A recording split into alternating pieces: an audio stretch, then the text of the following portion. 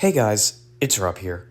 Before we begin, I wanted to say that the reason my audio quality is lower is because I forgot to bring my mic on vacation, so I'm using my phone to record all of this.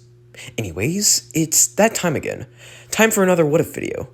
As you saw by the thumbnail or the title, we're going over what would have happened if Pizza Time Theater never went bankrupt.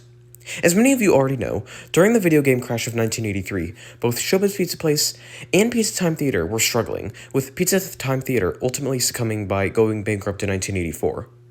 But what if that didn't happen? What if instead they didn't go bankrupt in 1984? What would happen then? Thanks to Pitopa, or Super Mario Glitchy Boy 777, for requesting this, and also thanks to those who voted on the community tab. As usual, I won't be doing much of any research in this video, going only off of what happened in the past, and using my knowledge of Chuck E. Cheese and Showbiz Pizza Place in order to come up with an alternate timeline. Without further ado, let's answer the question. What if Pizza Time Theater never went bankrupt?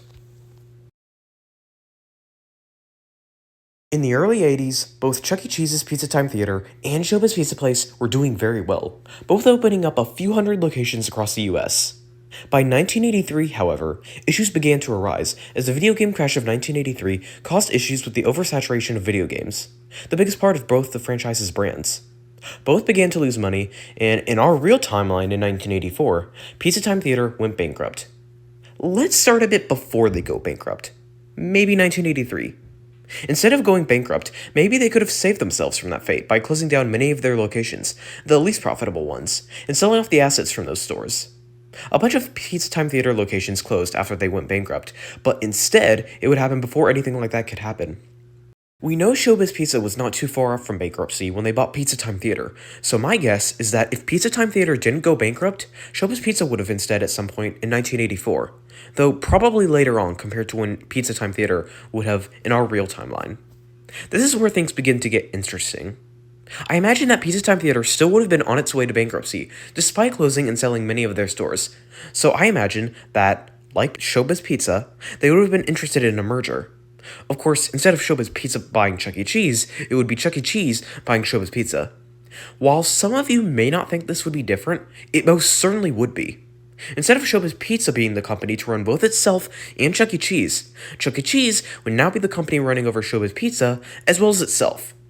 I imagine there would be pushback from people like Aaron, but the circumstances would force him to go along with the merger if he was to continue working with Showbiz and having his animatronics featured in their restaurants. So go along with it he would, causing both to coexist with each other. The merger would be similar at first, having the brands join forces and coexist peacefully. Now having access to new resources, such as creative engineering's animatronics and their performance work, they'd ask him to do a few different things, such as programming their cyberamics, creating show tapes for Chuck E. Cheese, and even creating cyberamics or potentially creating new animatronics of the Chuck E. Cheese characters, maybe more advanced ones. Aaron would likely refuse all of these, not wanting anything to do with the brand. He had already been hesitant to go along with the merger, and doing any work with their characters would not be something he'd ever want to do. This would be the beginning of tensions between the company and Aaron, as having two different companies producing their show tapes for the two franchises wasn't something they wanted to continue doing. Similarly to our real timeline, Pizza Time Theater would try to take things into their own hands and create their own show tapes for the Rock-afire explosion. It would go the same way at first as it did in real life, however. Being Chuck E. Cheese, I think they would start pushing creative engineering to do their bidding, as corporate showbiz would have ceased to exist now that Chuck E. Cheese took over.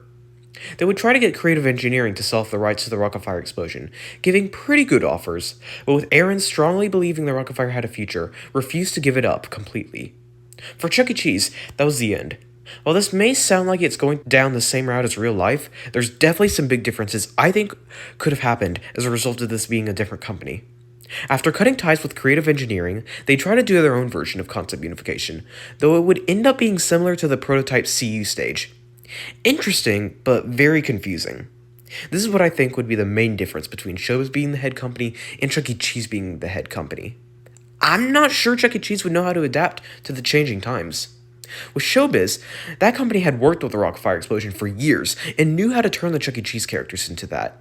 With Pizza Time Theater, I'm not too sure they would be able to do that. Being stuck with what they already knew, by the late 80s, say 1987, Rock-afire explosion stages would begin to be converted into this different CU, with it being completed by 1990. The issue is, the new millennium would not be kind to Chuck E. Cheese. Chuck E. Cheese's Pizza Time Theater started losing money again going into the 90s. Although reception towards the new CU3 stage was positive, it quickly became outdated as the 90s would spark a new era of culture, one that Pizza Time Theater did not fit into.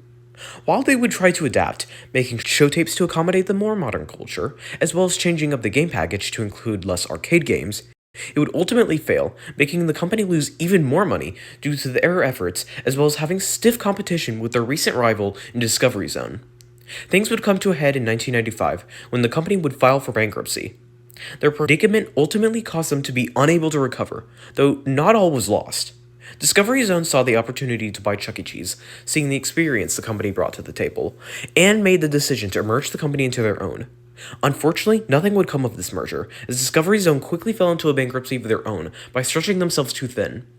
Discovery Zone would not be able to recover from this bankruptcy due to their recent purchase of Chuck E. Cheese, and both companies faded into obscurity. While this may seem like the end, there's a bit more to discuss. Firstly, what happened with creative engineering after Chuck E. Cheese broke ties with them? I believe it would be similar to what happened in real life, though with a big difference. After things started going downhill in the mid-80s, Aaron would decide to partner with Pistol Pete's in order to place his Rock-afire shows into their restaurants, and unlike real life, this would end up being an even bigger success, leading the show to being in even more of their restaurants than in real life. By the 90s, it would likely be a similar situation to Chuck E. Cheese's, where the company would struggle to adapt and go bankrupt as a result. This would lead creative engineering and Aaron down the same path as in real life, so I don't need to elaborate anymore. As for Chuck E. Cheese, remember in my first What If video what happened to Chuck E. Cheese's in the present day? If you don't, essentially someone nostalgic over the dead chain would open up a one-off Pizza Time Theater location in San Jose, California, ones just like the ones from the 80s, with older arcade machines from that time and authentic cyberamics. It would be for those who are nostalgic about the 80s, arcades, and Chuck E. Cheese itself. It would do well for what it was, and still be open to this day. So basically the only fictional timeline I've covered so far where neither chain truly exists anymore. So you may be able to call this the worst timeline I've made thus far. I'm sure private collectors would thrive in this timeline though, with how many animatronics that would likely be out there. Thank you guys for watching this video. This was a more difficult one to come up with simply because I wasn't sure how to approach the whole dynamic with Chuck E. Cheese and creative engineering. I think I did a good job though. You guys can let me know if I did or not. My next video is going to be covering Dearborn, Michigan, which actually has a unique trait to it. If you're interested in seeing that, make sure to subscribe and ring the notification bell so you're notified when that drops. Anyways, I'll see you guys in the next video.